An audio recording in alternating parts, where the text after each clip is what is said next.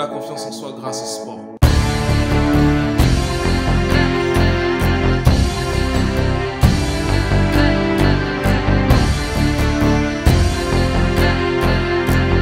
En ce moment, vous n'êtes peut-être pas bien dans votre tête. Il y a des difficultés professionnelles, un physique sans doute qui ne plaît pas. L'être humain a une fâcheuse tendance à se trouver dans des problèmes qui se transforment en excuses pour ne pas être heureux. Mais regardez autour de vous, n'y a-t-il pas des personnes avec des situations pires que la vôtre et qui semblent épanouies? Si c'est le cas, vous manquez peut-être seulement confiance en vous. Rassurez-vous, l'estime de soi, ça se travaille. Et si vous ne vous sentez pas encore prêt à sortir de votre zone de confort, il y a une activité toute simple que vous pouvez faire, c'est le sport. Alors c'est quoi la confiance en soi?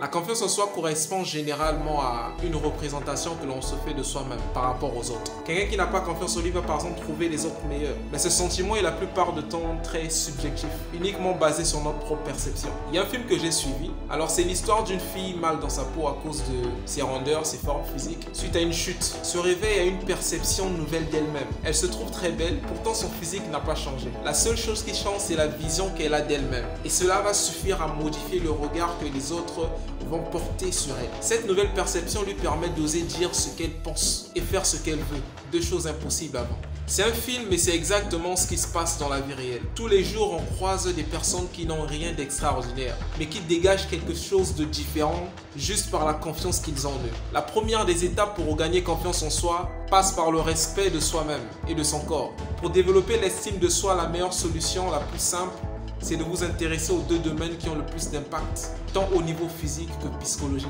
le sport et l'alimentation. En faisant de l'exercice, en mangeant sainement, vous avez peu à peu retrouvé une sensation de bien-être et une communion entre votre corps et votre tête. Alors vous posez sans doute la question, quel sport pratiquer? Le plus simple, c'est bien sûr de s'inscrire à une salle de sport, à une salle de fitness, ou encore faire de la musculation à la maison. En gros, tous les sports sont bons. Mais le sport qui aide le plus à retrouver confiance en soi, c'est sans aucun doute la boxe selon moi. Parce que les arts martiaux permettent de se défouler, de se confronter directement aux autres. Et à cette rage que vous avez probablement vous. C'est un sport qui peut faire peur. Mais les séances de boxe sont très encadrées. Et toujours dans le respect. En soi, tous les sports sont bons. Les sports collectifs ont l'avantage de créer plus de liens avec les autres. Si vous traversez une période difficile avec un manque de confiance en soi, c'est vraiment l'idéal pour progresser physiquement et mentalement. D'ailleurs, des études ont prouvé que faire de l'exercice permet au corps de sécréter une bonne quantité d'endorphines et de dopamine. Ce sont des hormones du bonheur et du bien-être. Ensuite, il y a naturellement une notion de bien-être via des changements physiques qui va découler de la pratique d'une activité physique. Le sport a cet avantage d'apporter des changements physiques qui nous aident à améliorer notre perception de nous-mêmes. De façon objective, vous avez des kilos en trop et c'est ce qui vous complexe. Il y a fort à parier qu'avec une silhouette plus affinée, vous allez booster significativement votre charisme en société.